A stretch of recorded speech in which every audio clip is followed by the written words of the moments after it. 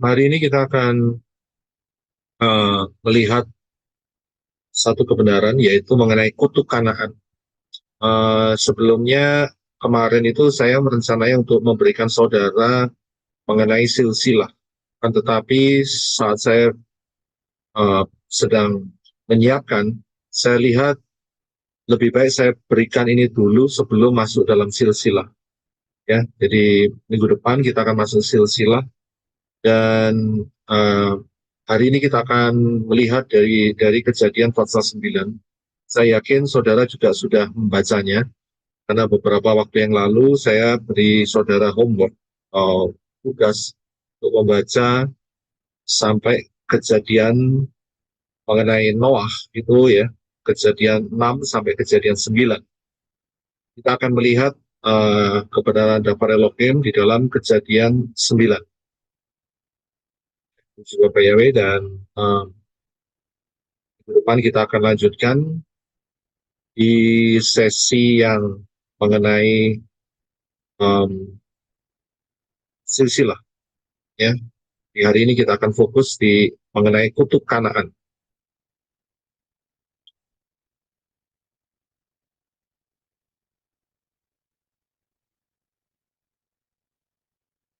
Ya, seperti biasa, untuk dapat memahami Dafar Elohim ini, kita harus kembali ke akar pola Ibrani yang benar, dan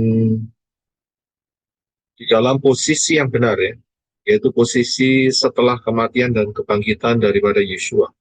Karena di dalam posisi yang benar dan pola Ibrani yang benar, maka kita akan mendapatkan kekayaan. Di luar akar pola Ibrani yang benar, miskin adanya. Kita wajib ingat bahwa kita diberi lengkap ayat-ayat ya dari Tanak dan Prigadasa, Perjanjian Lama, Perjanjian Baru, yang tertulis, yang sudah menuliskan mengenai sejak penciptaan Syamayim sampai Yerusalem dan bumi yang baru. Itu sudah lengkap. Ya, dan kita harus paham pengajaran mengenai time travel ini melengkapi saudara menggali Dafar Elohim, membahas case by case, kasus per kasus ya, dan untuk membongkar roh-roh jahat yang bersembunyi atau menguasai manusia. Sehingga hidup saudara dan saya sebagai manusia-manusia Elohim berkemenangan dan terus sampai masuk di dalam angkatan, terangkat di dalam peristiwa rapture. Ya, jadi akan membongkar banyak jenis-jenis roh-roh yang bersembunyi. Nah itu kita harus waspada dengan roh-roh itu supaya tidak menjegal perjalanan kehidupan kita semua. Kita mau tetap menjadi 5 gadis yang bijaksana, terus punya energi yang cukup berapi-api untuk menyongsong Yeshua HaMashiach dalam rapture. Misi utama dalam kitab suci adalah penyelamatan manusia yang jatuh dalam dosa. Dan itu tertera di dalam 2 Timotius 3, 16-17. Semua firman yang diilhamkan Elohim itu berguna untuk apa? Untuk mengajar, beri teguran, memperbaiki kesalahan, mendidik dalam kebenaran, supaya manusia Elohim, saudara dan saya, menjadi sempurna, melengkapi untuk melakukan setiap perbuatan baik. Ya, jadi kalau saya menyampaikan sesuatu dan saudara tersinggung, ya, dan saudara berpikir bahwa itu saya menyinggung saudara, saya bilang salah besar, keliru. Karena yang saya sampaikan adalah Dafar Elohim, yaitu untuk mengajar, memberikan teguran, memperbaiki kesalahan, dan mendidik. Ya, mendidik dalam kebenaran, ya, bukan dalam kesalahan. Jadi kalau saudara tersinggung dengan saya, ya saudara rugi sendiri, ya, karena saya hanya menyampaikan apa yang Dafar Elohim nyatakan, ya saya teruskan saja, ya. Jadi saudara yang harus bijaksana untuk menerimanya dan mengubah kalau memang itu adalah hal yang harus diubah dalam kehidupan saudara. Ada 7 fase navigasi Dafar Elohim yang telah saya pilah-pilah supaya untuk memudahkan kita mencerna lebih mudah ya, fase 1 sampai yang ke-7. Sudah bisa lihat di screen. Sekarang kita ada di fase yang kedua ya, masih berada fase yang kedua bahasan kita ya. Dan kita membahas mengenai kitab Bereshit atau Kejadian. Kitab Kejadian ini ada tujuannya, di mana untuk mengetahui ya, untuk mengetahui mengapa kita ada di bumi yang model sekarang ini, kemudian mengetahui rencana Bapak Yahweh sudah membenahi bumi, dan juga mengetahui permulaan peradaban manusia, dan juga mengetahui asal-usul umat pilihan Bapa Yahweh, yaitu bangsa Israel. Ini semua tertuang di dalam kitab Bereshit, Kejadian. Jadi kitab Kejadian ini adalah fondasi yang harus kita pahami baik-baik, sehingga kita tidak salah um, dalam membangun fondasi di atasnya. Ya, bangunan di atasnya. Ini penting sekali. Kemudian kita harus paham bahwa yang menulis kitab Bereshit atau Kejadian adalah Moshe, sedangkan idenya, ya mastermind-nya, author-nya, pengarangnya, ya adalah Bapak Yahweh sendiri. Dan Moshe hanya mengutip apa yang dikatakan oleh Bapak Yahweh. Ya, tidak mungkin peristiwa dalam kitab Kejadian ini bisa diingat secara detail, bahkan angka-angkanya, bahkan nama-namanya, ya kalau itu tidak didikte, tidak mungkin. Ya, jadi Moshe didikte oleh Bapak Yahweh di dalam membuat kitab Kejadian ini. Kita akan masuk di dalam materi kita, yaitu mengenai kutuk Kanaan. Sebelumnya, saya akan coba kembali sedikit, yaitu di dalam peristiwa Kain, ya, di mana setelah Kain diusir dari hadapan Bapak Yahweh, ya, dia melarikan diri, ya, dan dia sudah diberi tanda dahinya, kepalanya, supaya tidak ada orang yang bunuh dia, karena dia telah membunuh Habel. Dan kita akan lihat di dalam kitab Kejadian 4:17-22 bagaimana keturunan daripada Kain. Ya, silakan Brother Enoch untuk bisa membaca buat kita. Terima kasih. Kejadian 4 ayat 17. Kain bersetubuh dengan istrinya, lalu istrinya itu mengandung dan melahirkan Henok. Dan Kain membangun sebuah kota, menamai kota itu sesuai dengan nama anaknya Henok. 18. Bagi Henok lahirlah Irat.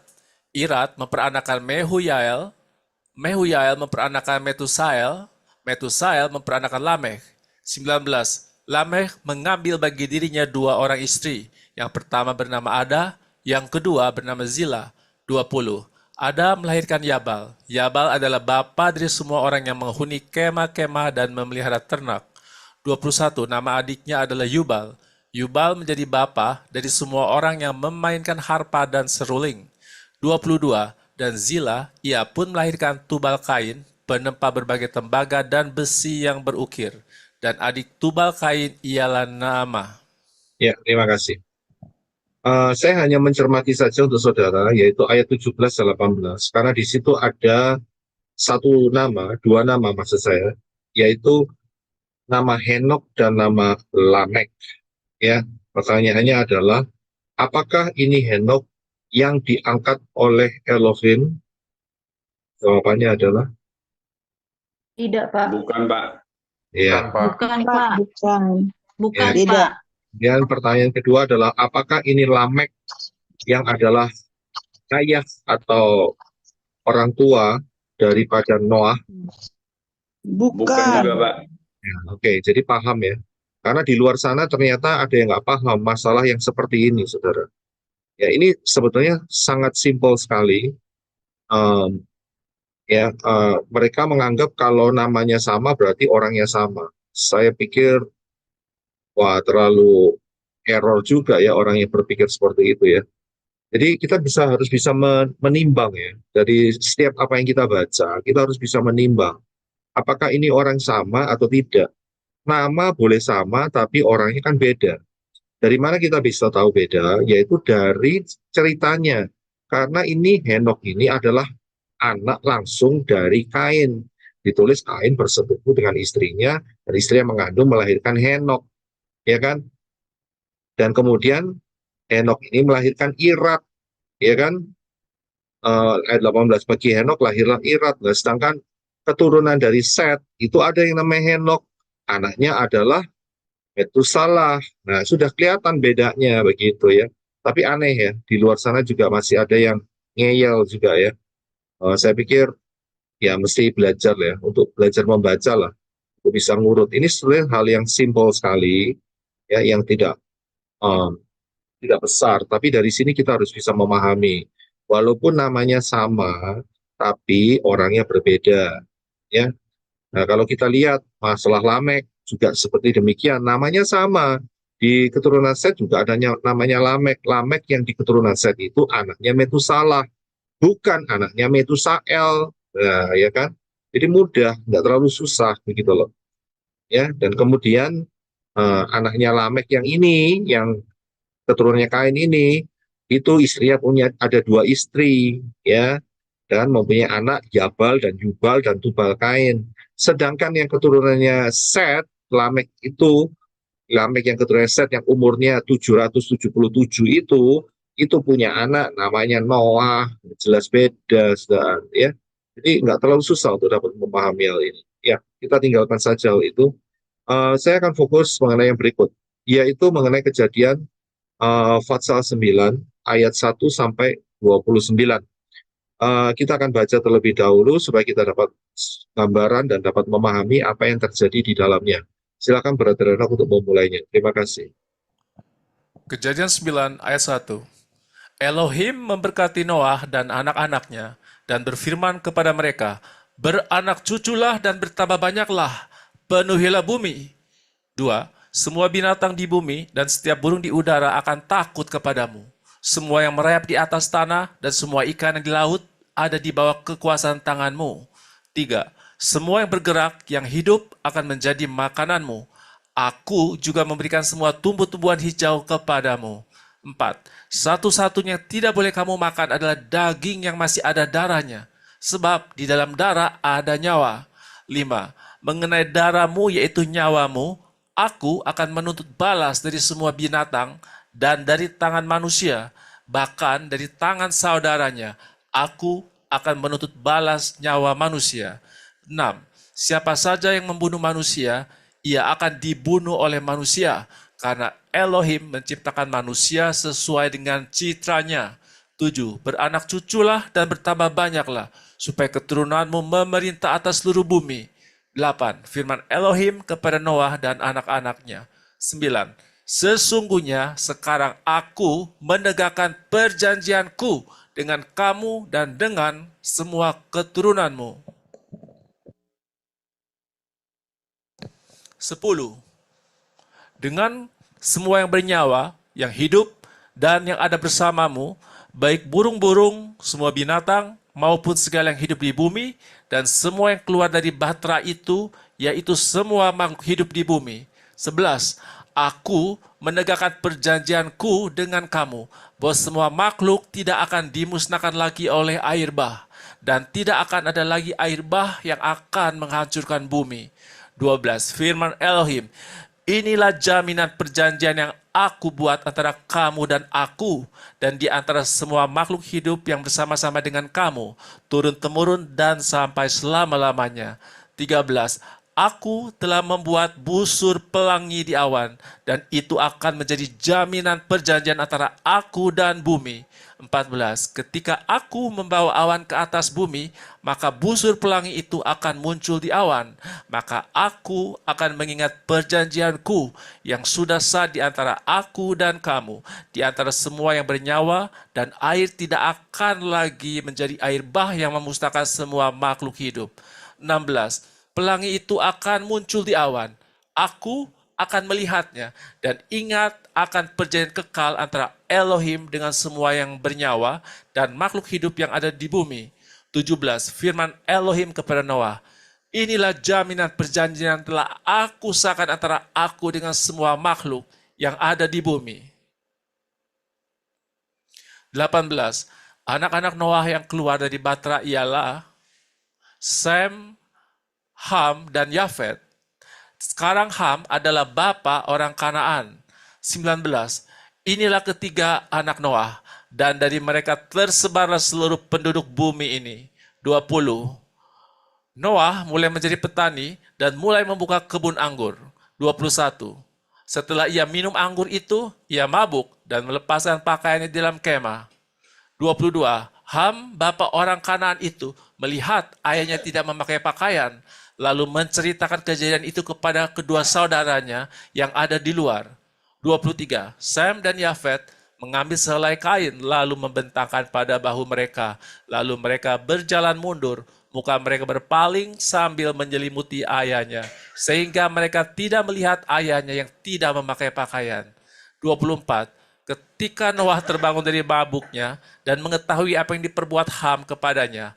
25. Berkatalah ia, Kanaan dikutuk, ia akan menjadi budak terhina bagi saudara-saudaranya. 26. Dia berkata, diberkatilah Yahweh Elohim Sem, biarlah Kanaan menjadi budak baginya. Elohimku akan meluaskan tempat kediaman bagi Yafet, ia akan tinggal di dalam kemah-kemah Sem, dan Kanaan menjadi budaknya. 28. Noah masih hidup 350 tahun lagi sesudah air bah itu. 29. Jadi Noah berumur 950 tahun, lalu ia mati. Ya, terima kasih. Dari Kejadian 9 ayat 1 sampai 29 ini ada beberapa hal yang sedikit saja saya akan berikan pada saudara, yaitu mengenai busur atau pelangi, yaitu yang ada di dalam ayat 13. Aku telah membuat busur pelangi di awan, dan itu menjadi jaminan perjanjian antara aku dan bumi. 14. Dan ketika aku membawa awan ke atas bumi, maka busur pelangi itu akan muncul di awan. Ya, di dalam terjemahan lain dikatakan hanya busur, tetapi di dalam IMB dikatakan sebagai pelangi. Ya, dan kode ini sebetulnya kode anugerah.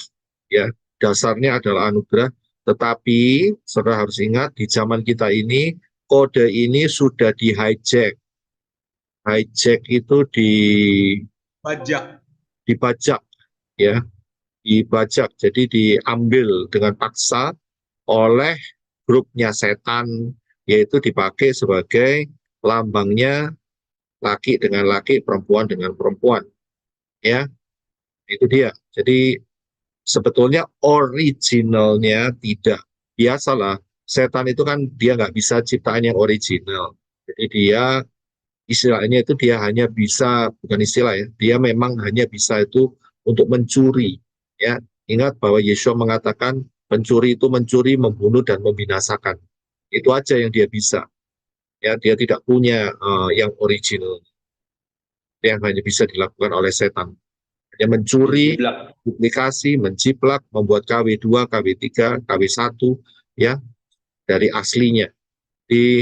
Itulah kerjaan setan. Ya, jadi hati-hati, kita harus bisa menempatkan, ya, kalau ada gambar pelangi, ya, ini ngomong apa dulu, begitu ya, ngomong tentang Bapak Yahweh, perjanjian dengan bumi, atau promosinya daripada kaum ini dia, kaum pelangi tadi, ya. Dan saudara tahu, bulan ini, bulan Juni ini adalah bulannya pelangi, saudara. Yang ngerti maksudnya ya. Jadi jangan kaget kalau banyak parade-parade pelangi, baik juga mengerikan yang ada di Tel Aviv. Tel Aviv di Israel, mereka juga, karena Tel Aviv itu kota yang sangat liberal, ya. Dan juga di banyak kota di seluruh dunia. Ini sudah merambah kemana-mana. Kenapa kok bulan Juni? Ya, ternyata usut punya usut, di zaman kuno dulu itu mereka 1 bulan penuh merayakan, ya, pesta, ya, LGBT itu, ya, pesta pelangi itu. Jadi mereka merayakan 1 bulan penuh. Jadi bukan mereka tiba-tiba memutuskan bulan Juni begitu, tidak. Tetapi itu sudah ada unsur daripada ancient, ya, dari masa-masa yang sudah lampau. Jadi itu dewa-dewa kejijikan, dewa-dewa kenajisan, ya, dalam hal seksual, penyimpangan seksual, itu mereka sudah canangkan sejak lama, bukan baru-baru ini, saudara, bukan. Ya, dan bulan Juni. Dan kita tahu Juni itu adalah bulan ke-6, ya. Dan kalau kita tahu huruf angka 6, hurufnya adalah wow, ya. Angka 6 itu berarti juga akan berhubungan dengan apa? Penciptaan manusia. Dan inilah sebetulnya ada kutub yang ditransferkan, ya, baik secara langsung ataupun tidak langsung dalam angka 6 ini, ya. Wow, ya, kalau dikali 3, wow berarti 666, ya kan. Jadi berhubungan semua dengan kode-kode itu, Ya, jadi itu saja yang saya berikan mengenai busur pelangi ini. Jadi hati-hati kalau saudara eh, melihat ya kode pelangi ini mau bicara apa dulu gitu ya. Seperti saudara lihat yang tadi saya tunjukkan di atas mengenai Henok. Henok yang mana dulu? Lamek yang mana dulu? Ya, jadi saudara paham ya. Nggak langsung diantem ya, diantem seenaknya sendiri. Oh, sudah satu Henok begitu saja tanpa diselidiki ini Henoknya keturunannya Kain atau Henok keturunannya Set. Nah, jadi atau Lamek keturunannya Kain atau Lamek keturunannya Set. Ya, jadi saudara harus paham dalam hal ini ya. Jangan monoton saudara ya. Jangan asal pukul sama rata sama rasa semua seperti itu. Nggak bisa ya. Case by case ya. Karena itu kan tadi di atas kan kita sudah sepakat di atas bahwa pengajaran time travel ini untuk melihat case by case ya. Kasus per kasus supaya saudara tambah dewasa, saudara paham, saudara didewasakan dalam melihat case by case yang ada ya. Itu penting sekali. Oke, kita akan lanjutkan.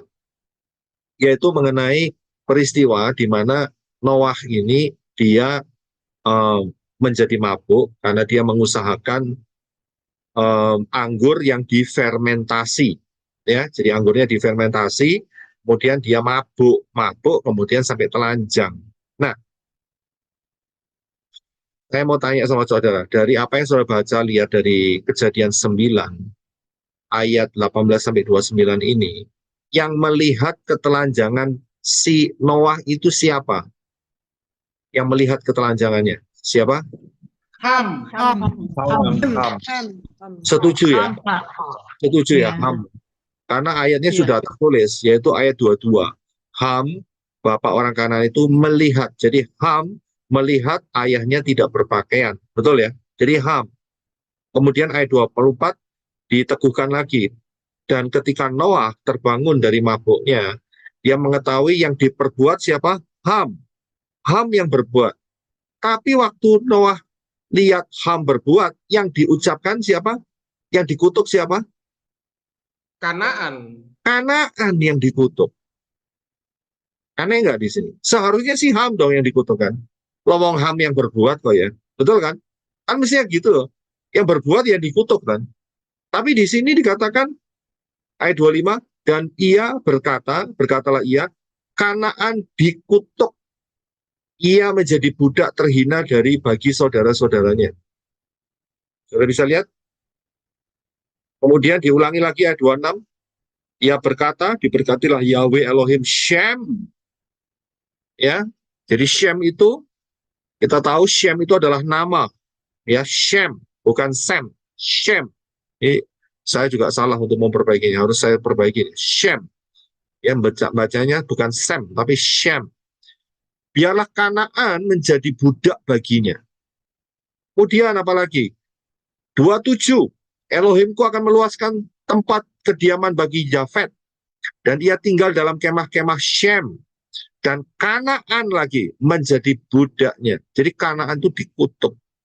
Pertanyaannya adalah, mengapa Kanaan yang dikutuk? Padahal yang ngelakuin si Ham. Kalau kita lihat, ya di dalam Kejadian 10 ayat 6, ya langsung aja ayat ke-6 ya. Ini adalah silsilah dari anak-anaknya daripada Noah, Shem, Ham, dan Yafet. Dan kemudian ayat 6, sudah perhatikan, anak-anak laki-laki Ham adalah Cush, Misraim, Mesir, Put, dan Kanaan. Jadi Ham punya berapa anak? 4. Ya, anaknya 4. Tapi masalahnya dari keempat anaknya ini ternyata yang dikutuk Kanaan. Kok enggak Mesir atau Misraim, kok enggak Put atau Kush? Ya, padahal Ham punya 4 anak. Menurut saudara bagaimana nih? Mengapa kok Kanaan yang dikutuk? Kira-kira apa jawabannya? Kenapa Kanaan kok dikutuk? Silakan Bro Adi. Karena Ham itu dikatakan bapak orang Kanaan, Pak. Iya, memang betul. Dan juga Ham itu adalah bapak orang Mesir. Ham juga bapak orang Kush. Ham juga bapak orang Put. Terus polanya juga sama seperti yang dialami oleh Adam yang melakukan kesalahan, tetapi yang dikutuk itu tanahnya, Pak. Untuk tanahnya. Oke, kita tampung dulu ya. Tapi saya sedikit kasih masukan bahwa yang dikutuk ini Kanaan. Nama anak-anaknya yang namanya Kanaan. Ya, nama ini 4 orang ini punya nama anaknya Ham itu, yaitu Kush, Misraim atau Mesir, Put, dan Kanaan. Jadi ini orang semua, manusia semua. Jadi nggak ada hubungannya dengan tanah. Ya, pada saat Noah mengutuk si Kanaan, ya, begitu. Ada yang mencoba, kenapa kok Kanaan yang dikutuk? Kok enggak Kush? Kok enggak Put? Kok enggak Misraim atau Mesir? Ya, ini sedikit misteri. Kan dia punya 4 anak. Ya, ada kemungkinan ya. Ini ada kemungkinan. Kanaanlah yang memberitahu mengenai peristiwa ketelanjangan daripada Noah kepada Ham. Ini bisa diartikan seperti itu. Jadi Kanaanlah yang melihat itu dan kemudian Ham, ya, dia melihat dan dia menceritakan. Nah ini dia, ya kan? Yang menceritakan mengenai apa yang terjadi di ayahnya. Tapi Kanaanlah yang kemungkinan besar, ya kemungkinan besar itu ditemukannya di sana. Tetapi ada hal yang lebih spesifik lagi, ya, daripada apa yang mungkin sebuah perkiraan. Yaitu ini, saudara, yang ingin saya bawakan kepada saudara mengenai Kanaan, ya.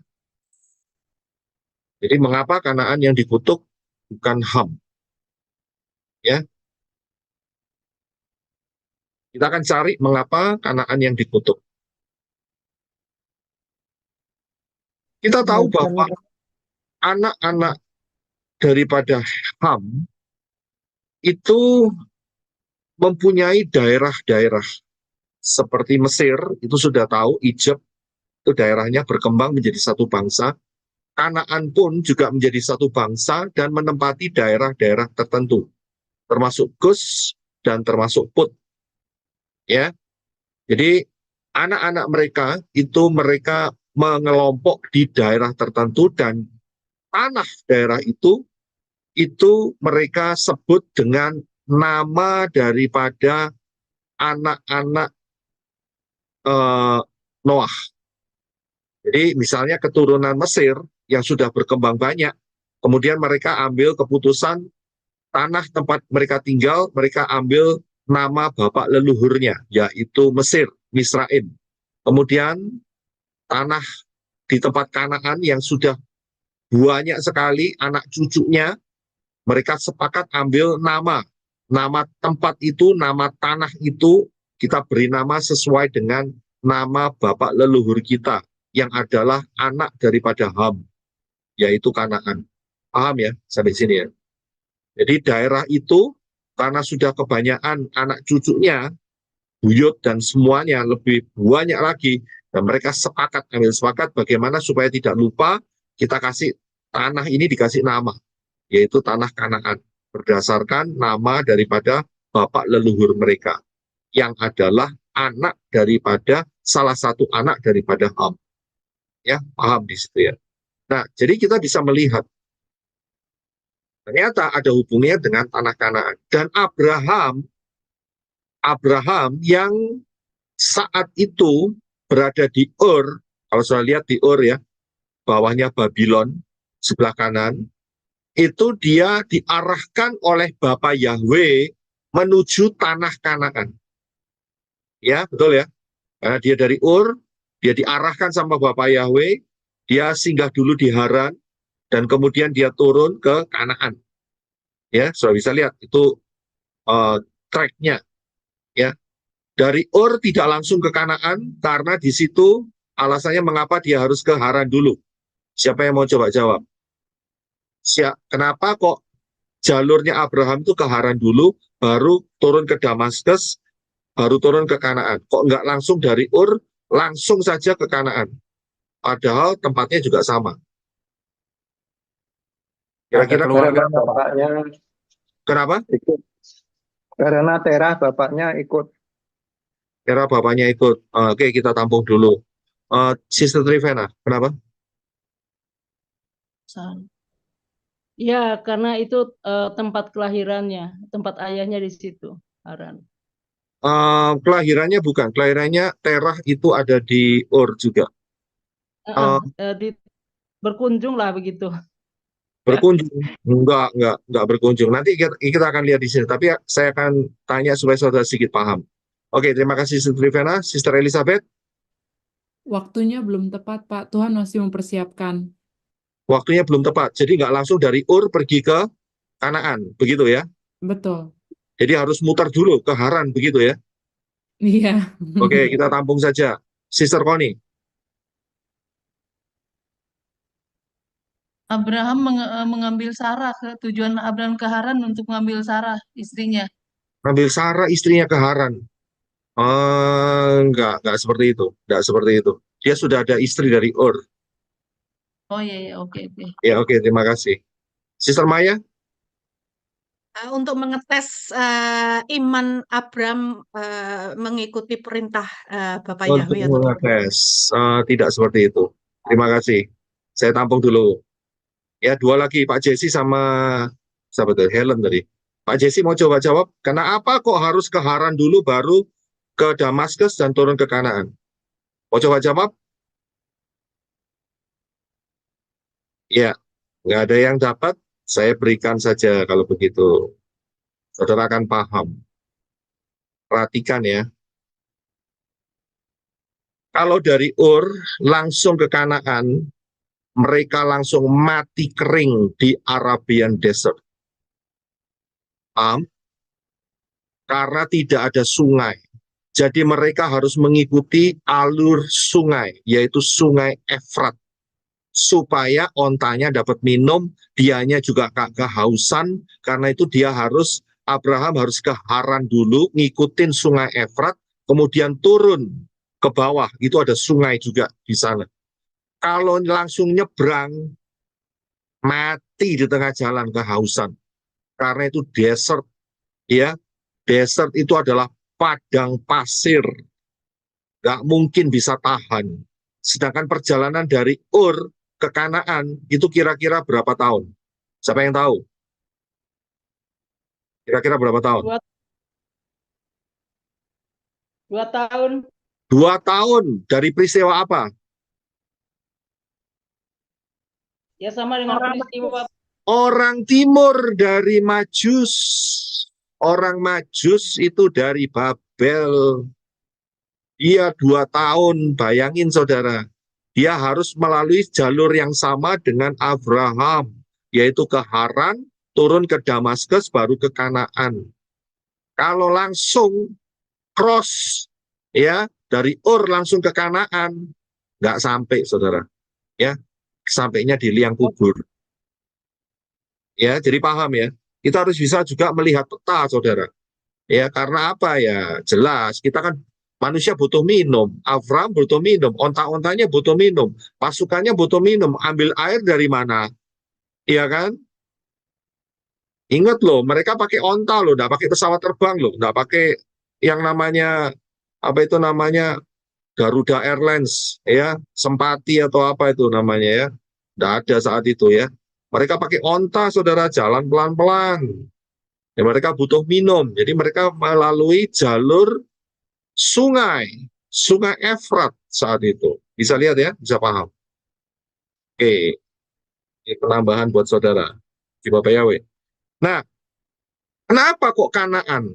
Padahal Abraham juga arahnya diarahkan sama Bapak Yahweh ke Kanaan. Betul kan? Bapak Yahweh kan arahkan Abraham ke Kanaan. Karena nanti di peristiwa Abraham ya, beberapa minggu yang akan datang, kalau kita bahas time travel mengenai Abraham, kita akan ketemu bahwa Bapak Yahweh menampakkan diri di Kanaan dan mengatakan, inilah tanah yang aku janjikan kepadamu. Kanaan loh. Ya. Tapi kalau kita tarik, Kanaan ini dikutuk, ya, yang kutuk adalah Noah. Tapi kenapa kok Bapak Yahweh arahkan ke situ? Lebih-lebih lagi, saudara bisa lihat, di Kanaan zamannya Yosua, ini tadi zamannya Abraham loh ya, ini zamannya Abraham. Zamannya Yosua, itu ternyata di sana juga ada raksasa Nefilim. Silakan Brother Enoch untuk baca Bilangan 13 ayat 33. Bilangan 13 ayat 33. Di sana, yaitu di Kanaan, kami telah melihat raksasa-raksasa keturunan Enak yang berasal dari para raksasa. Kami melihat diri kami seperti belalang, dan demikian juga kami di mata mereka. Ya, saudara bisa lihat, ini zamannya Yosua. Zamannya Abraham, nggak ada deteksi ada namanya raksasa-raksasa. Tetapi zamannya Yosua itu berarti sesudah zamannya Moshe. Zamannya Moshe itu sesudah zamannya Yosef. Antara zaman Yosef dan zaman Moshe itu 400 tahunan, saudara. Yosef, ya, itu adalah anak daripada Yakov. Ya, Israel. Yakov, anaknya dari Yisak. Yisak, anaknya Abraham. Jadi hampir bisa kalau kita sekitar 700 tahunan. Ya, bahkan 700-800 tahunan. Saat Abraham ke sana belum ada indikasi raksasa. Tetapi zamannya Yosua, raksasanya banyak di sana. Dan terbukti, ya, satu tandan anggur dipikul oleh 2 orang. Kalau hari ini satu tandan anggur dipikul oleh, jawabannya? Satu Tidak dipikul, Pak, cuma dipegang aja. Ambil pakai 2 Iya, jari. jadi kalau hari ini satu tandan anggur dipikul oleh 2 jari, ya, dipikul 2 jari, ya. Tapi saat itu dipikul oleh 2 orang. Ini bukan soal tanahnya subur, memang tanahnya subur, tapi di sana ada raksasa yang makan anggur juga. Saudara bisa lihat. Jadi ini makanannya raksasa, terbukti, ya kan? Bukan karena cuma subur saja, tapi tanah ini luar biasa, tanah Kanaan ini. Padahal dikutuk loh, terkutuklah Kanaan. Bisa lihat, terkutuklah Kanaan.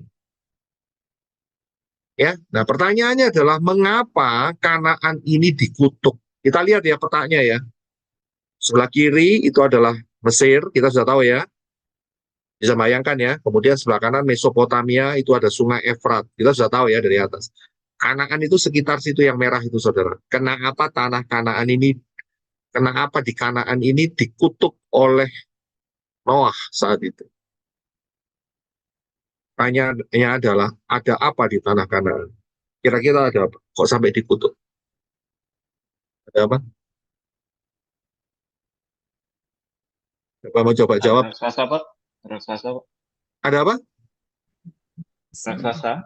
Ada raksasa. Oke, ada apa lagi?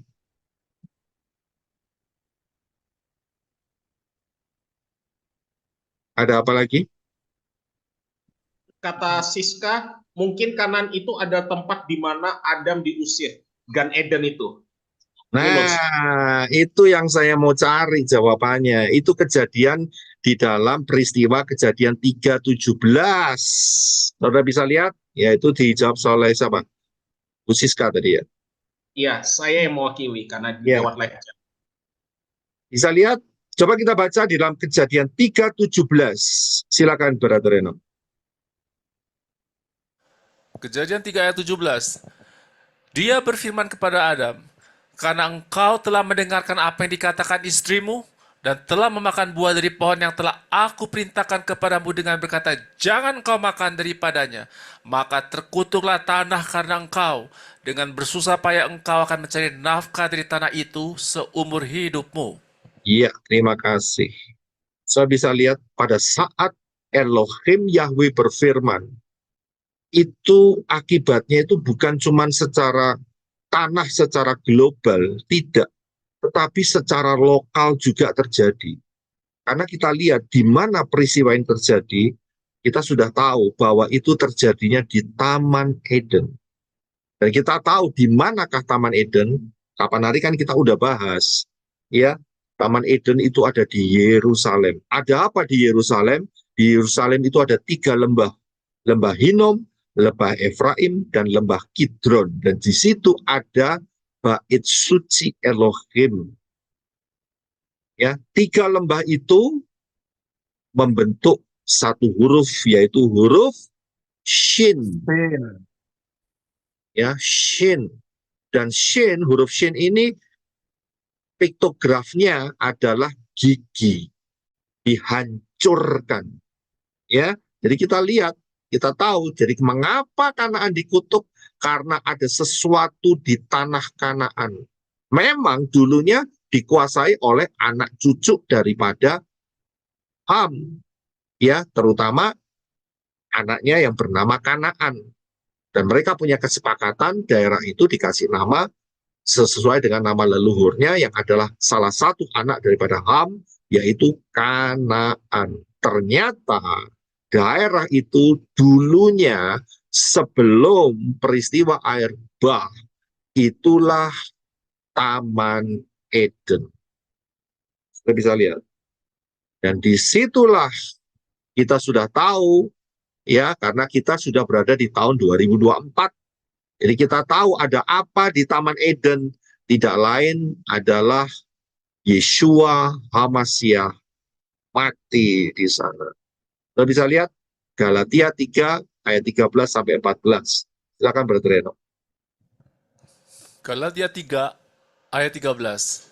Hamasya telah menebus kita dari kutuk Torah dengan telah menjadi kutuk demi kita, sebab telah tertulis, terkutuklah setiap orang yang tergantung pada kayu salib. 14. Supaya di dalam Hamasya Yeshua berkat Abraham dapat sampai kepada bangsa-bangsa lain, sehingga kita dapat menerima janji mengenai roh melalui iman. Iya, terima kasih. Saudara bisa lihat, saat ada di Taman Eden, satu peristiwa, yaitu manusia berdosa saat itu. Dan apa yang terjadi? Ya, mereka mencoba menutupi ketelanjangannya dengan daun pohon ara. Tapi Bapak Yahweh berkata tidak demikian cara menutupi pelanggaran. Cara menutupi dosa tidak menggunakan daun. Karena daun itu bicara mengenai kebenaran manusiawi yang fana, yang sia-sia. Caranya bagaimana? Harus ada korban. Siapa yang dikorbankan saat di Taman Eden? Tidak lain adalah seekor domba.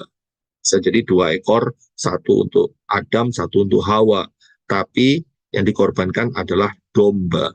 Jadi domba itulah yang harus menanggung kutuk. Ya, bisa lihat di sini.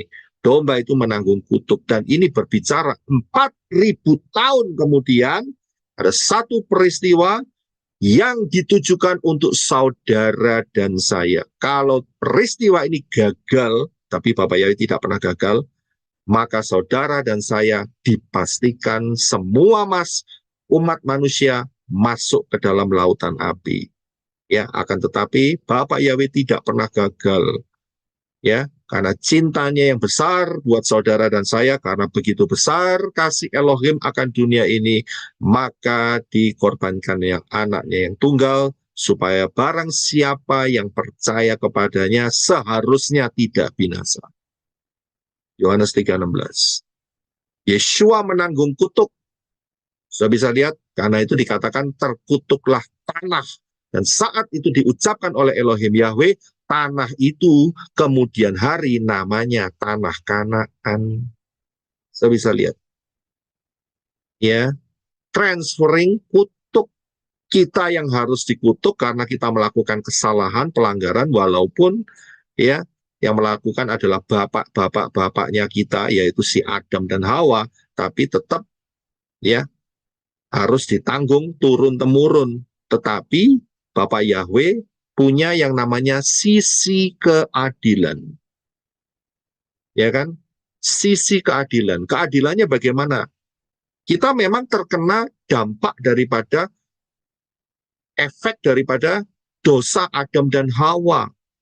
Tapi sisi keadilannya adalah sebetulnya ya karena kita juga kalau tahu begini ya kita juga nggak mau begitu. Karena itu Bapak Yahweh dengan keadilannya dia kasih jalan keluar.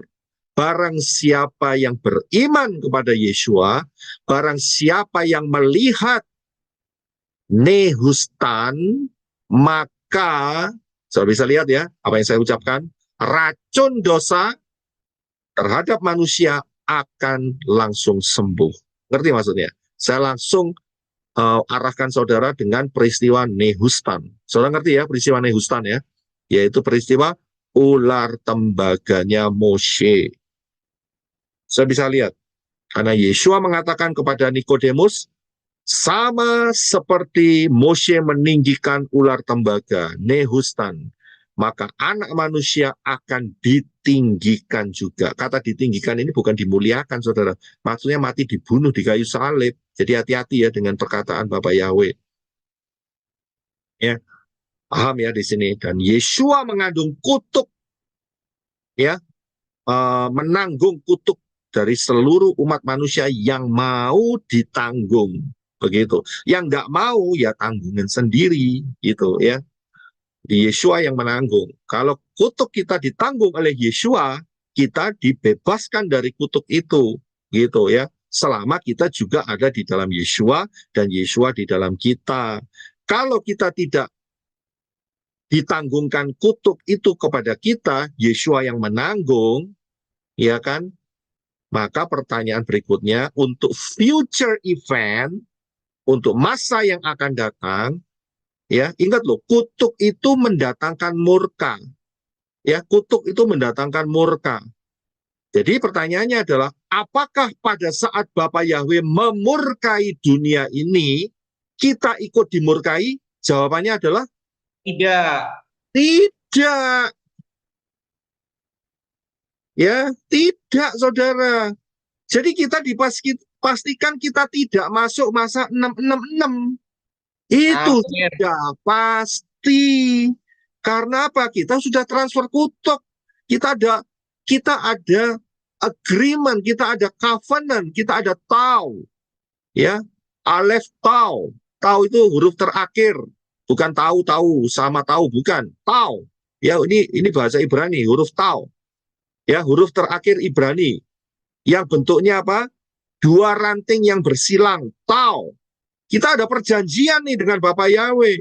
Perjanjian kita apa? Aku serahkin kutuk dalam hidupku, racun dalam hidupku kepadamu, Bapak Yahweh melalui Yeshua, dan engkau memberikan kehidupan dalam hidupku. Betul kan? Jadi barter sama Bapak Yahweh. Kita kasih kesalahan dosa kita, pelanggaran kita, dan kita diberi kebenaran. Ya, dan ini tidak bisa dibeli dengan uang, nggak bisa.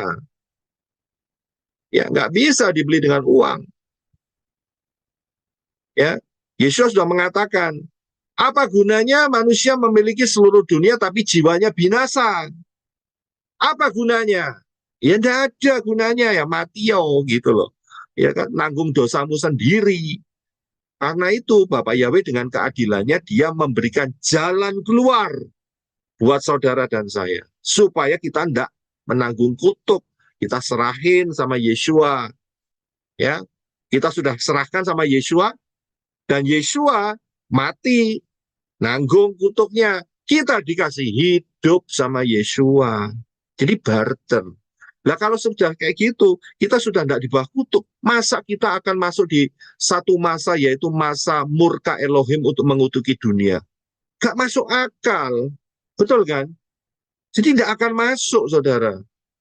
Jadi kalau ngikutin ya si kawanan-kawanan itu, ya silahkan masuk. Berarti dia percaya dosanya tidak ditransfer ke Yeshua. Dosanya tanggung sendiri. Gitu. Itulah pengajaran basicnya mereka, si kawanan-kawanan itu. Ya, buat saudara dan saya, lihat daftar Elohim dengan baik dan benar. Hamasya telah menebus kita dari kutuk Torah. Kutuk Torah ini bukan bukan Torah Kejadian, Keluaran, Imamat, Bilangan, Ulangan. Bukan. Kutuk Torah ini adalah mereka berusaha dengan Torah mendapatkan keselamatan. Itu yang nggak bisa. Mereka tetap melakukan penyembelihan domba dan supaya tetap diselamatkan. Dan mereka lakukan setelah kematian Yeshua. Itu tidak berlaku. Itulah kutuk Torah. Ya, paham mengenai kutuk Torah. Ini bukan Torah yang pengajaran, ya, karena Torah itu pengajarannya banyak, saudara. Bukan cuma satu tok, banyak, begitu loh ya. Ya, jadi yang dimana kutuk Torah, yaitu kutuk untuk mencari keselamatan melalui usaha sendiri yang beriman kepada kalau dia melakukan Torah maka diselamatkan. Itu keliru. Torah itu menuntun kita untuk ketemu dengan Yeshua, karena kita tahu dengan Torah kita tidak mampu melakukannya. Salah satu melakukan pelanggaran satu di Torah, kita salah semuanya. Kita tidak mampu. Itu tujuan Torah, supaya kita menjerit kepada Bapa Yahweh. Nggak mampu, Torahmu sempurna. Torahmu itu luar biasa, sempurna. Memang betul. Torah itu luar biasa. Tapi manusia tidak mampu melakukan Torah. Karena itu bagaimana? Siapa yang mampu? Yang mampu adalah Yeshua. Yang adalah Bapa Yahweh sendiri. Nah, itu loh, saudara. Tapi masalah kutuk Torah ini diambil sama orang luar. Mengatakan bahwa, lihat, Torah tidak berlaku. Kacau balau. Pantesan kamu laki sama laki kawin. Gitu loh. Iya kan? Karena menganggap Torah tidak berlaku. Pantes kamu pedofil. Pantes kamu perempuan sama perempuan kawin. Kamu kawin dengan binatang karena kamu membuang Torah. Jelas ya. Jadi sangat-sangat jelas sekali. Ya, jadi kita sebagai saudara dan saya sebagai manusia-manusia alim, kita sudah transfer kutuk kita kepada Yeshua. Ya, dan itu sah, saudara, di hadapan Bapa Yahweh. Jadi asal kita ada di dalam Yeshua, Yeshua di dalam kita terus boleh tetap setia ya di dalam kebenaran Dafar Elohim, dalam posisi yang benar, maka kita akan rapture. Saudara bisa lihat di situ ya. Ya, tidak seperti pengajaran si kawanan, ya kan? Mereka akan mencicipi dan selfie dengan anti Hamasya. Ya terserah mereka. Untuk saya tidak. Ya, karena sangat jelas sekali. Dan saat kita sudah mentransfer kutuk itu dikatakan supaya dalam Hamasya Yeshua berkat Abraham dapat sampai kepada bangsa-bangsa lain. Saudara bisa lihat di sini. Bangsa siapa? Termasuk bangsa Indonesia. Saudara bisa lihat. Ya, seluruh bangsa di seluruh dunia. Ini kepada bangsa-bangsa lain, bukan bangsa Israel saja, tapi bangsa Goyim. Sehingga kita dapat menerima janji mengenai roh melalui faith, melalui iman. Ya, jadi saudara bisa paham dalam hal ini. Nah, dari sini kita bisa lihat bahwa sesungguhnya adalah Kanaan itu adalah the battleground. Battleground itu apa ya? Battleground itu adalah Medan pertempuran. Medan pertempuran. Betul kan? Medan perang. Medan pertempuran atau medan perang. Ingat, di Kanaan terjadi satu peristiwa di mana manusia pertama, manusia itu Adam, bahasa Ibraninya, dikalahkan. Betul kan? Battleground kan? Kalah dia. Ya, kalah. Ya terbukti ya. Kalau enggak kalah ya kita nggak telanjang, saudara. Ya, kita telanjang kan gara-gara kekalahan ini. Ya kan? Makanya kita harus pakai baju. Kalau enggak kan kita ada tubuh, ada sinar kemuliaan Elohim. Kan itu sudah hilang dari hidup manusia. Ya, kalah. Nah, untuk merebut kembali, ya, karena manusia kalah saat itu, maka Bapak Yahweh itu punya langkah-langkah. Ya, ini harus diperhatikan juga. Kita harus tahu, ya, karena itu level yang kita pelajari ini bukan level yang cuman asal tahu begitu saja, tidak. Tetapi memang Bapak Yahweh ajarkan kita supaya kita tahu step-stepnya juga. Langkah-langkahnya apa? Untuk Bapak Yahweh melihat, oke, manusia pertama Adam kalah, tapi aku tidak akan kalah. Nah, gitu. Bapak Yahweh kan jelas loh, nggak mungkin pernah kalah sama setan. Iya kan? Dia yang menciptakan kok, ya mana bisa kalah? Nggak mungkin bisa kalah. Bapak Yahweh nggak pernah kalah, saudara. ya, dia super dahsyat. Bagaimana caranya? Supaya dia bisa membawa kemenangan manusia, harus ada stepnya. Stepnya apa? Ya pakai Israel. Ya kan? Israel dicoba di crush, apa di crush ya? Dihancurkan, diremukkan oleh setan melalui Firaun, bisa nggak? Nggak bisa. Ya, ini kan langkah-langkah setan. Kemarin kita belajar. Akhirnya apa? Dipimpin oleh tangan yang kuat, lewat air saja minggir di hadapan Bapak Yahweh. Saya bisa lihat lautan dibelah loh lautan. Ya kan? Nggak susah kok buat Bapak Yahweh, langsung nyebrang, aman. Dibuktikan nggak cuma sekali, saudara. 2 kali. Satu laut dibelah, yang satu sungai dibelah. Dibuat kering, dibuat bendungan. Nah, siapa yang bendung ini, saudara? Kalau tidak malaikat-malaikatnya Bapak Yahweh, bisa bendung air begitu. Sehingga Israel bisa lewat, masuk ke tanah Kanaan. Begitu masuk tanah Kanaan, apakah Yerusalem sudah langsung direbut? Tidak. Butuh ratusan tahun dulu, saudara. Ya, sampai peristiwa 2 Samuel 5 ayat 6 sampai 7. Tolong Brother Enoch bisa dibaca, saya nggak siapkan ayatnya di sini. 2 Samuel 5, 6 dan 7.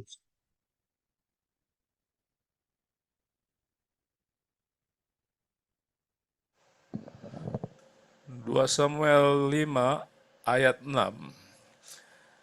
Dan raja bersama orang-orangnya pergi ke Yerusalem kepada orang Yebus, penduduk negeri itu, dan salah seorang berbicara kepada Daud dengan mengatakan, "Engkau jangan masuk ke sini, jika tidak orang buta dan orang timpang akan menghalaumu." Maksudnya, Daud tidak dapat masuk ke situ. 7. Dan Daud merebut kubu pertahanan Zion. Itulah kota Daud. Ya, terima kasih. Saya bisa lihat Daud dapat mengalahkan orang-orang Yebus saat itu. Ya, dan mereka menguasai Yerusalem. Ya. Kalau boleh saya tanya, siapa yang dapat merebut Yerusalem saat itu? Yoab. Iya, terima kasih, Sir Vivi. Ya, Yoab. Ya, caranya bagaimana? Masuk lubang kotoran manusia. Oh, bukan kotoran manusia. Ya, masuk selokan pembuangan. Ya, bukan kotoran. Saluran pembuangan air. Ya, saluran pembuangan air. Ya, jadi lewat situ. Ya, mungkin kalau masuk lubang kotoran manusia mah bubar ceritanya ya, tenggelam, nggak bisa keluar. Ya, tapi nggak apa-apa. Ya, puji Yahweh. Ya, jadi Yoab lah yang masuk, karena itu Yoab dipercaya sebagai panglimanya si Daud. Ya, kita tahu ya di situ. Ya, puji Bapak Yahweh. Jadi kita tahu inilah cara Bapak Yahweh untuk merebut kembali, dan ini untuk manusia dapat merebut kembali kekalahan yang pernah terjadi di Kanaan Taman Eden. Dengan planning, dengan strategi, dengan pilihan, yaitu Israel. Saya bisa lihat. Nah, setelah waktunya tiba, maka Adam kedua, siapa Adam kedua? Yaitu Yeshua. Menang nggak? Menang. Ya, Bapak Yahweh mah nggak pernah kalah, dia tahu. Setan tidak pernah menang. Ya, luar biasa enggak? Kalau saudara ada dalam Bapak Yahweh, dalam Yeshua, saudara pasti menang. Saudara bisa lihat, asal saudara mau taat. Ya, pakai caranya Bapak Yahweh untuk menang. Ya, Adam kedua menang. Dengan menangnya Adam kedua, ya, ini impact-nya itu banyak, saudara. Ya, impact-nya banyak. Kalau Adam pertama kalah, Adam kedua menang. Dan menangnya Adam kedua ini, ya, kalau dihitung sejak daripada Adam pertama yang kalah, itu masanya 4.000 tahun. Kalau 4.000 tahun itu berarti ada angka 4. Angka 4 itu dalet, pintu. Itu bahasa Ibraninya. Kembali ke Ibrani. Kaya kan, luar biasa. Ya. Jadi menang, kalau mau menang, saudara harus masuk pintu. Jangan lompat tembok, gitu loh. Harus masuk pintu, menang saudara. Pintunya adalah Yeshua. Ya, Yod, Shin, Waw, Ayin, 4 huruf. Jadi disitulah titik kemenangan. Asal kita taat, asal kita terus aktif, ya, di dalam pintu itu, yaitu Yeshua. Ya, masuk dalam pintu kemenangan. Nah, kalau kita lanjutkan sedikit, saudara tahu battleground daripada Kanaan ini, itu sampai hari ini. Saudara lihat hari ini beritanya, Israel at war, lagi perang, ya kan? Dan ini akan terus meningkat. Dan cepat, tahu ya, dan cepat ya, segeralah terjadi. Ya, karena seluruh dunia sudah konsentrasinya di sini, saudara. Ya, konsentrasinya di sini. Bagaimana menghabisi Israel. Ya, Bapak Yahweh dengan Israel mau bisa dihabisi. Walaupun negara ini kecil kayak gitu loh, saudara. Lihat aja di peta sebelah kanan bawah. Kecil loh Israel itu. Iran itu gede, Turki lebih kecil sedikit dari Iran. Itu pun Israel itu kecil sekali, saudara. Bayangkan. Bapak Yahweh itu kalau bergerak enggak butuh yang gede-gede, enggak butuh. Kecil aja dia sudah bisa menunjukkan kemuliaannya. Amin. Sudah bisa lihat. Ya, karena itu bagi dunia, saudara dan saya itu enggak diperhitungkan. Tapi saya bilang enggak masalah. Kita tidak diperhitungkan, dunia tidak masalah. Yang penting kita ada di dalam Yeshua, Yeshua dalam kita. Ya, perhitungan kita nanti, bukan sekarang. Nanti saat saya, ya, tidak tahu terserah saudara, duduk bersama Yeshua di, ya, Yerusalem yang baru. Nah, itu baru diperhitungkan. Sekarang sih santai-santai aja, saudara. Tidak diperhitungkan, tidak apa-apa. Tambah disembunyikan. Kita ini disembunyikan. Enak kan?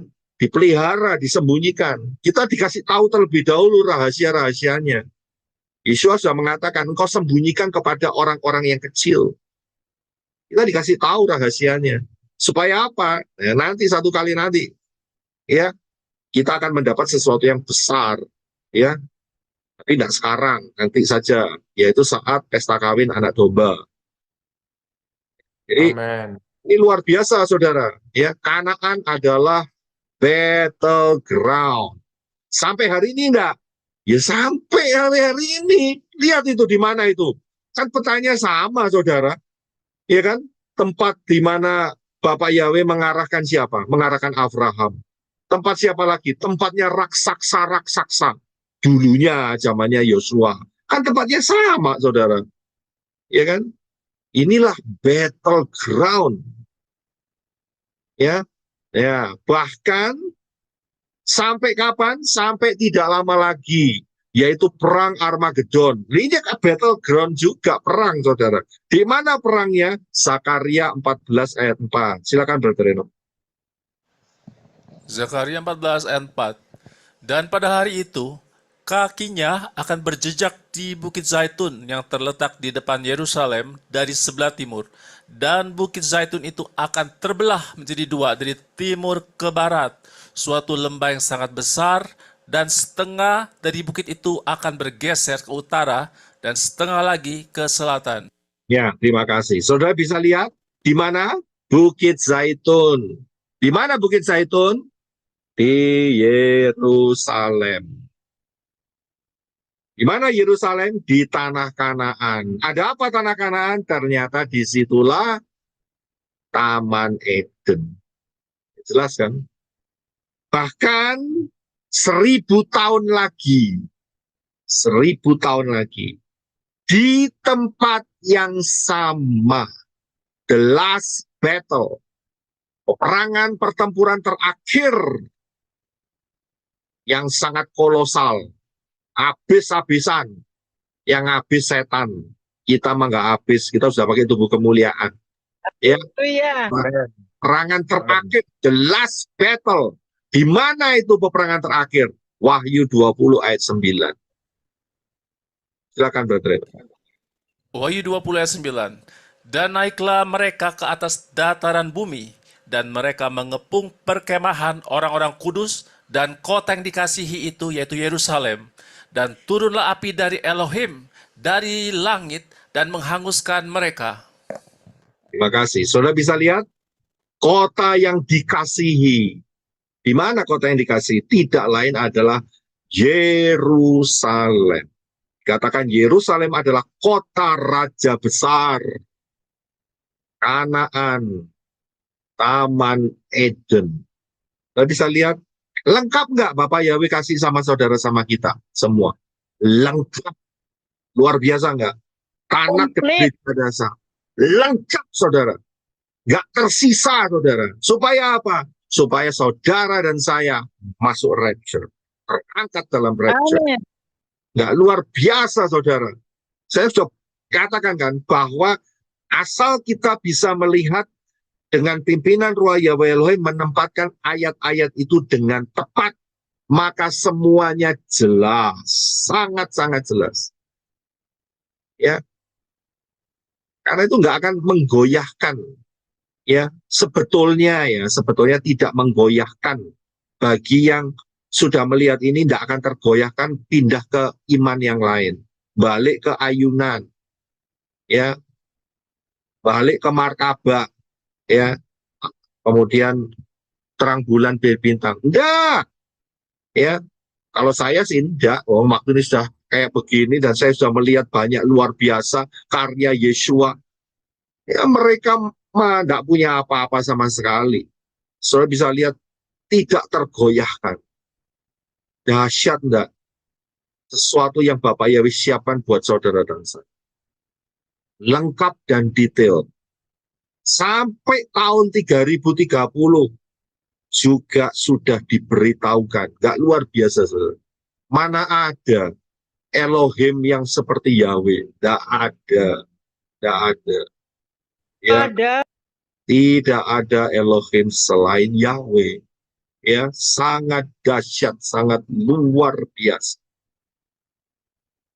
Ya, sangat luar biasa.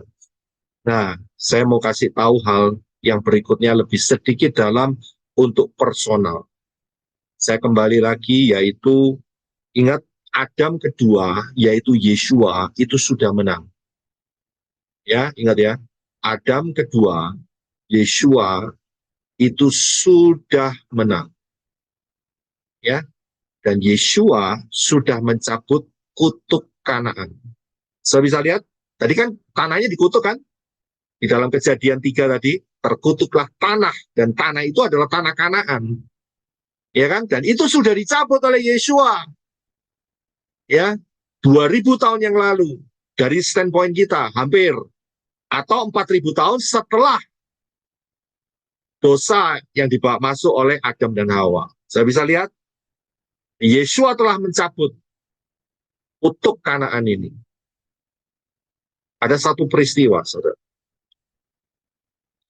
Yaitu yang dialami oleh Kepa. Matius 26 ayat 34. Silakan Brother. Matius 26 ayat 34. Yeshua berkata kepadanya, sesungguhnya aku berkata kepadamu, bahwa pada malam ini sebelum ayam jantan berkokok, kamu akan menyangkal aku 3 kali. Yeah. Mohon maaf, saya interupsi. Yeah. Ini tidak benar. Yang benar adalah sebelum sofa pergantian waktu jaga. Iya, Itu betul. Iya, betul. Saya akan ganti sebentar ya. Sabar. Saya langsung cepat-cepat karena ini dapatnya last minute, saudara. Mohon maaf. Ya, sebelum shofar berbunyi. Ya.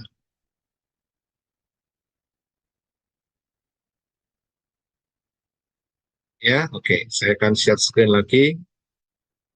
Saudara, terima kasih, Brisco ya. Ya, sama-sama. Ya, juga saya yakin ini gambarnya nggak terlalu tepat. Karena sebetulnya yang di saat Kepa ditegur itu dia ditegur anak gadis kecil. Ini kok yang negor sudah oma-oma, ini salah gambarnya. Tapi saya nggak dapat gambar yang lebih baik karena di situ ada bara api, ya, ada bara api saat itu. Ya, tapi tidak apa-apa. Saya sudah betulkan, ya. Sekali lagi bisa dibaca, Brother Enoch, ya, Matius 26:34. Matius 26:34. Yesua berkata kepadanya, sesungguhnya aku berkata kepadamu bahwa pada malam ini sebelum syofar berbunyi, kamu akan menyangkal aku 3 kali. Ya, terima kasih. Kita lihat ya, berapa kali Kefa menyangkal, terbukti dari peristiwa ini dia 3 kali menyangkal Yesua. Kemudian tempat di mana dia menyangkal Yesua, di situ salah satunya adalah tempat ada api unggun. Ya, ini saya ngambil ini karena berwarna, yang lainnya hitam putih, saudara, dan nggak terlalu bagus gambarnya. Terpaksa saya harus pakai gambar ini karena saya lihat ada gambar api unggunnya. Ya, jadi tempatnya di situ. Ya, nah. Peristiwa ini apakah dibiarkan oleh Yesua? Jawabannya adalah tidak. Tidak. Ya, jawabannya adalah tidak.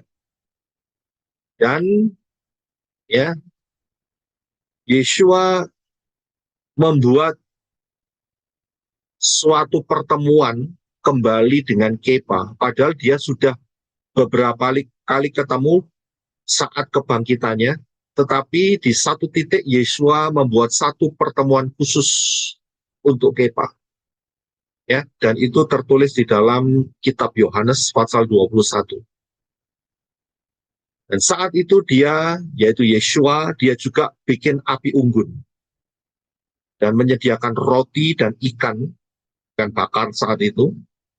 Dan kemudian Yesua secara spesifik tanya sama Kepa. Kepa, apakah engkau mengasihi aku? Ya, dan Kepa menjawab, aku. Apa jawabannya?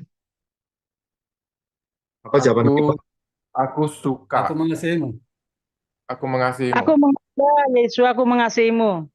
Iya, sebetulnya jawaban yang tepat adalah aku mengagumimu. Aku suka, aku mengagumimu.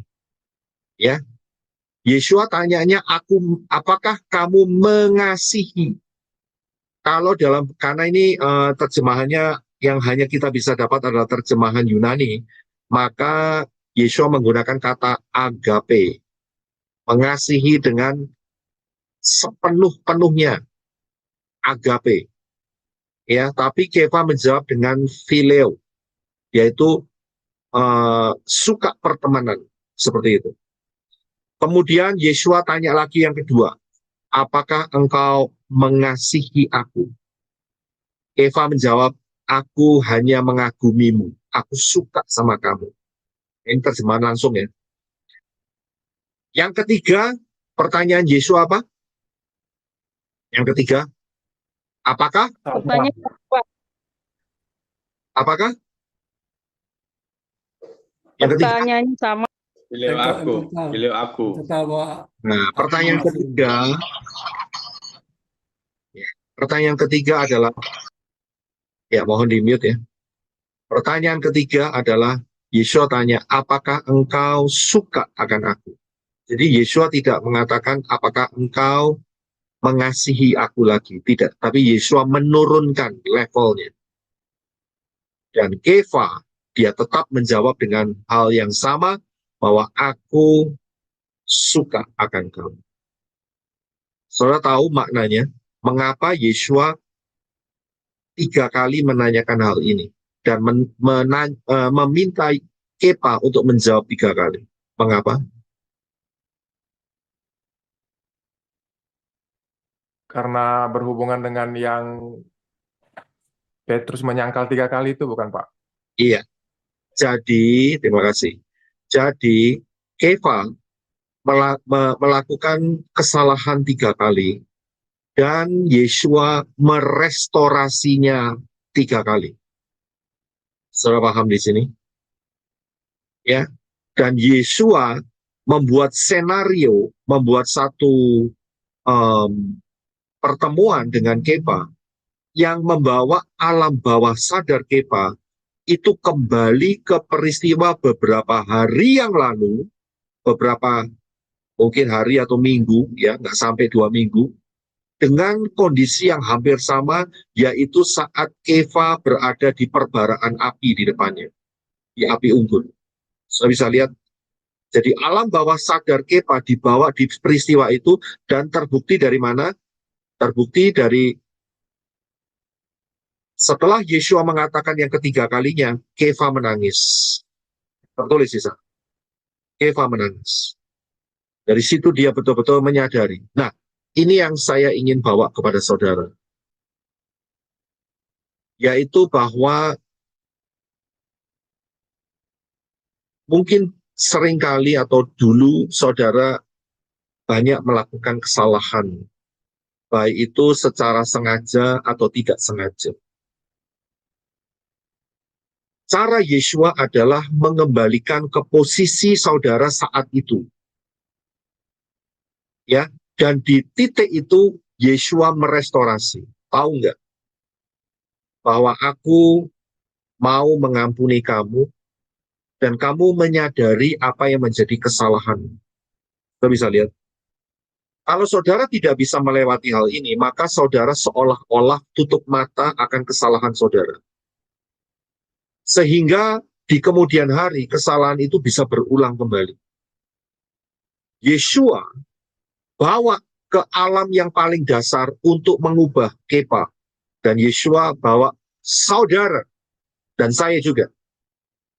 Ya, kembali ke posisi di mana kita melakukan kesalahan saat itu, dan kemudian Kefa menyadari kesalahannya, ya, dan kemudian Yesua memberikan instruksi ke depannya. Kamu tahu kesalahanmu, kamu tahu apa yang kau lakukan. Mungkin saat itu terjepit oleh satu kondisi, yaitu Kefa terjebak dengan kondisi seperti itu, karena dia ketakutan. Tapi Yesua tetap bawa di situ. Dan Yesua mau bertanya kepada saudara, apakah kamu sadar di titik kesalahanmu di sana, dan engkau mau diperbaiki. Ini cara Yesua yang sangat luar biasa untuk merestorasi seseorang.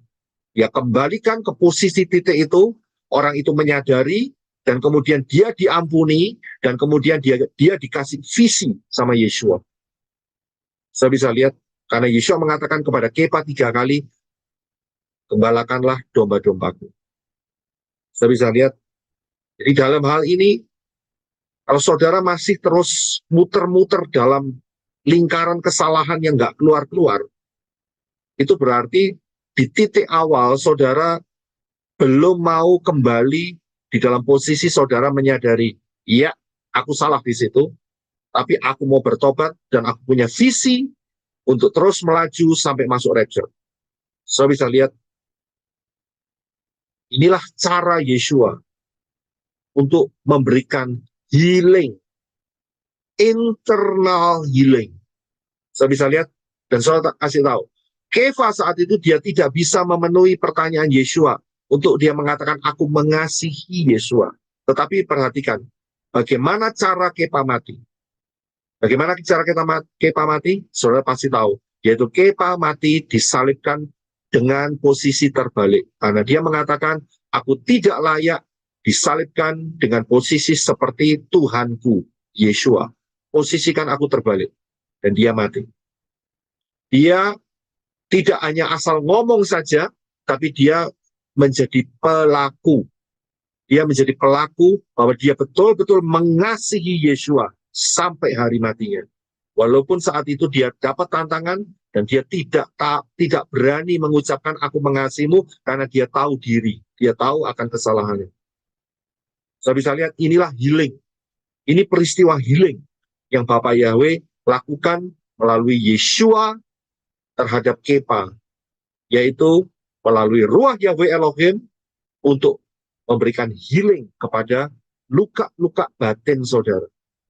luka-luka di dalam alam bawah sadar saudara, luka-luka Amin. hati saudara yang belum tersembuhkan. Kembali ke Amin. posisi saudara saat itu.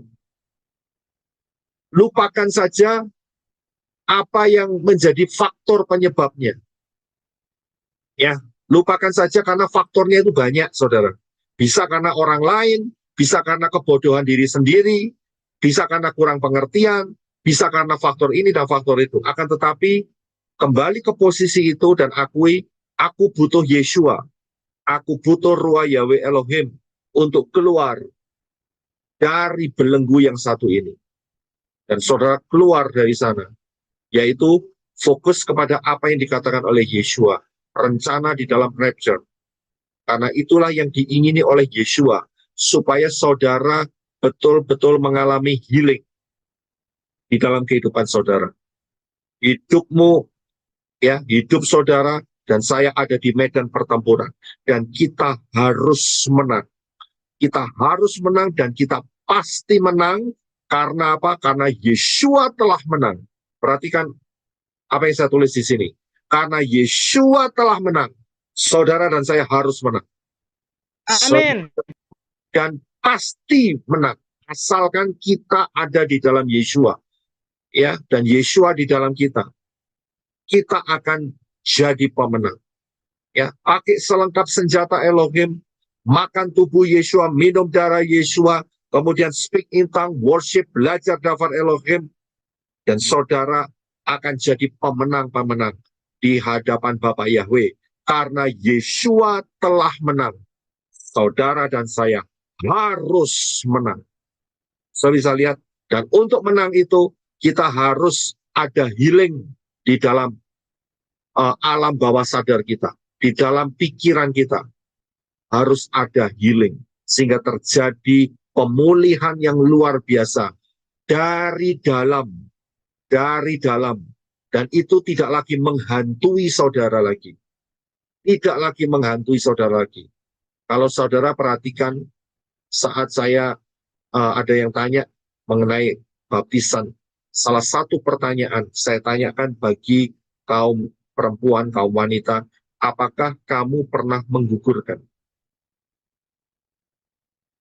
Ada yang jawab ya, ada yang jawab tidak. Kalau jawab ya, saya langsung mengatakan satu doa, ya, mendoakan untuk terjadi healing dari dilepaskannya terhadap kutuk, yaitu aborsi. Karena ini mengikuti dia terus, harus diputuskan. Ya, jadi itu salah satu contoh saja. Jadi healing ini harus terjadi. Mungkin saat itu karena paksaan orang tua, harus ke dukun, harus seperti ini, seperti itu, pakai ritual ini, ritual itu, atau apapun alasannya. Tapi saudara yang dengar daftar Elohim hari ini, Yeshua ada di depan saudara. Dan Yeshua mau tanya, apakah engkau mengasihi aku? Saudara harus respon. Saudara bisa lihat, respon dengan segenap hatimu. Saat saudara merespon, ya, kepada Yeshua, apakah engkau mengasihi aku? Dan saudara respon, maka healing itu akan terjadi dalam kehidupan saudara. Ya, saudara sadari memang di titik aku, di titik itu mungkin, ya, mungkin aku pernah melakukan pelanggaran atau terpaksa melakukan pelanggaran. Tetapi aku mau direstorasi. Aku mau direstorasi. Kembali ke titik itu. Saya tidak tahu masalah saudara. Saya tidak tahu masa lalu saudara. Saya tidak tahu. Tapi Ruah Yahweh Elohim the last minute. Hari ini loh, the last minute. Sebelum saya menyampaikan daftar Elohim, saya cepat-cepat tulis apa yang Ruah Yahweh Elohim nyatakan dalam hidup saya. Supaya saya disampaikan kepada saudara. Supaya saudara sebagai manusia-manusia Elohim mendapatkan healing dalam hidup saudara. Mendapatkan kesembuhan dalam batin saudara. Mendapatkan kesembuhan dalam alam bawah sadar saudara. Terlepas dari segala dendam, terlepas dari segala iri hati, terlepas dari segala kebencian, terlepas dari segala hal-hal yang mengikuti saudara. Ya, apapun yang mengikuti saudara. Ya, seperti aborsi, seperti kekerasan, KDRT, atau apapun juga. Kembali ke Yeshua. Katakan, aku mengasihi engkau. Aku mau tetap fokus pada engkau. Dan apa yang menjadi rencanamu, aku akan jalan. Aku akan terus melaju. Aku mau penuh dan dipimpin oleh Ruah Yahweh Elohim. Dan biar itu healing itu terjadi di dalam kehidupan saudara masing-masing. Saya tidak tahu masa lalu saudara. Sama sekali. Kita berjauhan. Secara geografis kita sangat berjauhan. Secara jam saja kita berjauhan. Ya, kita nggak pernah makan bareng, saudara. Ya, kita berjauhan. Tapi Ruah Yahweh Elohim lebih dekat. Saya katakan sekali lagi. Ruah Yahweh Elohim lebih dekat dari baju yang saudara pakai. Saudara pakai baju kan? Ruah Yahweh Elohim lebih dekat dari baju yang saudara pakai. Dan dia sedang merestorasi saudara. Dia akan healing saudara. Dia akan mencabut kutuk-kutuk Kanaan di dalam kehidupan saudara. Sehingga masuk dalam rapture. Tidak ada lagi kutuk. Saudara boleh terus maju di dalam kemuliaan demi kemuliaan yang Bapa Yahweh sediakan. Tidak bercacat telah. Tidak ada kerut. Menjadi mempelai Yeshua HaMashiach. Saudara bisa lihat di sana. Amin. Step ini harus saudara lakukan. Sebentar kita akan worship. Saudara tanya sama Ruah Yahweh Elohim. Apa-apa saja yang harus diungkapkan. Ingat, Ruah Yahweh Elohim menyelidiki sampai ke dasar hati saudara yang paling dalam. Karena dia adalah roh Bapa Yahweh sendiri. Dia akan ungkapkan. Dan saat itu diingatkan, saat itu diungkapkan kepada saudara. Katakan, aku serahkan kutuk ini, aku serahkan problem ini, aku serahkan masa laluku ini, aku serahkan sesuatu yang senantiasa menghantui saudara selama ini ke dalam tangan Bapa Yahweh, dalam Yeshua HaMashiach. Barter dengan Yeshua. Saudara akan terima damai, saudara akan terima hidup, saudara akan terima berkat-berkatnya. Saudara tidak akan lagi dibelenggu, harus dilepaskan. Dan saudara terjadi healing yang luar biasa. Dan setelah itu, saudara fokus dengan apa yang Bapak Yahweh katakan untuk persiapan tetap ada di dalam 5 gadis yang bijaksana sampai masuk rapture. Ini penting sekali step ini. Supaya saudara tidak ada yang namanya belenggu. Saudara tidak ada lagi yang namanya ganjelan-ganjelan. Saudara tidak ada lagi namanya ikatan-ikatan. Harus dilepaskan. Harus direstorasi. Amen. Setelah kita akan worship, saya akan doa berkat terlebih dahulu. Siapa yang mau rindu untuk ikut di dalam worship, saya undang saudara untuk ikut dalam worship setelah doa berkat. Kita satukan hati dalam doa. Bapa Yahweh dalam Yeshua HaMashiach, terima kasih atas anugerah-Mu. Mengenai pengajaran hari ini, yaitu kutuk Kanaan. Saya sangat yakin, sangat percaya Ruah Yahweh Elohim sedang bekerja. Dimanapun engkau sedang bekerja, untuk melawat manusia-manusia Elohim, untuk membersihkan, untuk membuat benar apa yang dalam hati dan alam bawah sadarnya, yang mungkin selama ini masih tercemari, mungkin selama ini masih diikutin oleh hal-hal yang tuduhan-tuduhan daripada Satan. Oleh hari ini, semuanya boleh terlepas dalam nama Yeshua HaMashiach, boleh disembuhkan, healing itu boleh terjadi. Terima kasih Bapak Yahweh, terima kasih. Memberkati untuk setiap manusia-manusia Elohim yang telah bergabung. Berkat keselamatan, terus boleh dipimpin, penuh dan dipimpin oleh Ruah Yahweh Elohim, sampai masuk rapture. Setiap benih-benih penaburan yang telah ditaburkan di pelayanan orang, Engkau memberkatinya, be fruitful, multiply, be fruitful and multiply, be fruitful and multiply, sehingga banyak jiwa boleh dimenangkan, sehingga banyak jiwa boleh dikuatkan, dipersiapkan, terus untuk masuk dalam rapture menjadi mempelai Yeshua HaMashiach. Kita akan angkat tangan kita sama-sama. Bapa yang memberkati engkau dan melindungi engkau. Bapa yang menyinari engkau dengan wajahnya dan memberi engkau kasih karunia. Bapa yang menghadapkan wajahnya kepadamu dan memberi engkau damai sejahtera. Yang percaya di dalam nama Yeshua HaMashiach, terima berkat ini. Yang percaya katakan, amen. Amen. Saya akan bergabung dengan Arizona, kita akan worship. Saya sekitar 3-4 menit, saya akan bergabung dengan tim Arizona. Shalom.